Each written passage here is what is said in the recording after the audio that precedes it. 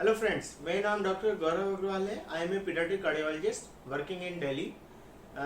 आज 5 मई को world pulmonary arterial hypertension day के रूप में मनाया जाता है। आज मैं इसके बारे में बात करूंगा। पल्मोनरी आर्टेरियल हाइपरटेंशन होता क्या है।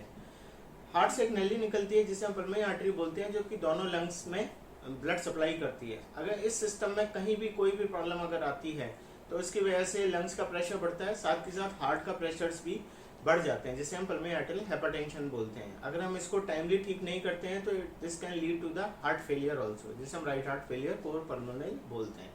कॉजेज क्या हो सकते हैं? There are various causes. It is difficult to mention everything here in this short video, but we have to find out the causes by blood test, echocardiography, CT scan, lung perfusion scan.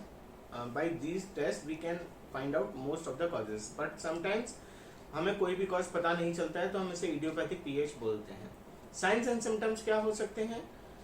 Patient किस तरह से present करते हैं? सबसे पहला तो होता है कि वो जल्दी जल्दी थक जाते हैं as compare to peer group, और उनमें क्या होता है, सांस फूलने की दिक्कत आ सकती है। पहले वो सांस जो फूलती है वो कुछ एक्सरसाइज हैवी वर्क करने पे फूलती है, लेकिन लेट स्टेजेस में वो सांस जो उनका फूलता है वो बैठे बैठे भी फूलता है, जिसे हम डिस्निया रेस्ट बोलते हैं।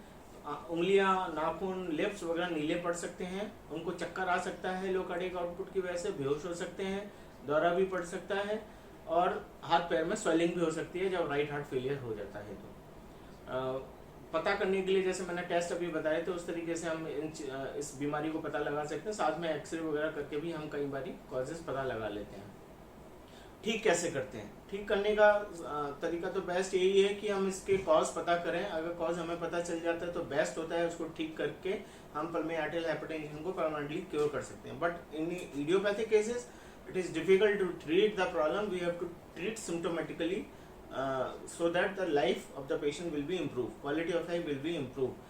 ठीक करने के लिए हमारे पास लाइफ स्टाइल मॉडिफिकेशन हम पेशेंट को एडवाइस करते हैं, साथ में हम उसको मेडिकेशंस वगैरह पे रखते हैं।